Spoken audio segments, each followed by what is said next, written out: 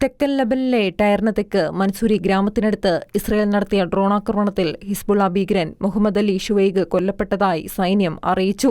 ഗ്രാമത്തിലെ ഹിസ്ബുള്ളയുടെ പ്രാദേശിക പ്രതിനിധിയായി ഷുവൈഗ് സേവനമനുഷ്ഠിച്ചിരുന്നതായി IDF പറഞ്ഞു. സാമ്പത്തിക, സൈനിക കാര്യങ്ങളിൽ തീവ്രവാദ ഗ്രൂപ്പും ജനങ്ങളും തമ്മിൽ ബന്ധം സ്ഥാപിക്കുന്നതിന് അദ്ദേഹം ഉത്തരവാദിയായിരുന്നുവെന്നും ഭീകരപ്രവർത്തനങ്ങൾക്കായി സ്വകാര്യ സ്വത്ത് പിടിച്ചെടുക്കാനും ഇയാൾ പ്രവർത്തിച്ചിരുന്നതായും സൈന്യം അറിയിച്ചു. തെക്കൻ ലബനൻ പ്രദേശത്തെ ഹിസ്ബുള്ള തീവ്രവാദ സംഘടനയുടെ തീവ്രവാദ അടിസ്ഥാന സൗകര്യങ്ങൾ കണ്ടെത്തുന്നതിനും തകർക്കാനും സൈന്യം പ്രവർത്തനം തുടരുകയാണ്.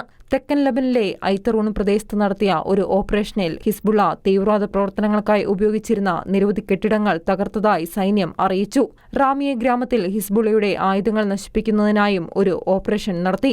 ആയുധങ്ങളിൽ റൈഫിളുകൾ, കലാഷ്നിക്കോവ് തരം തോക്കുകൾ, മാഗസിനുകൾ, വെടിക്കോപ്പുകൾ എന്നിവയും ഉൾപ്പെടുന്നു. ഈ തീവ്രവാദ അടിസ്ഥാന സൗകര്യങ്ങൾ ഇസ്രായേലും ലബനനും തമ്മിലുള്ള കരാറിന്റെ ലംഘനമാണെന്നും ഇസ്രായേൽ രാജ്യത്തിന് നേരെയുള്ള ഏതൊരു ഭീഷണിയും ഇല്ലാതാക്കാൻ IDF പ്രവർത്തനം തുടരുമെന്നും സൈന്യം അറിയിച്ചു.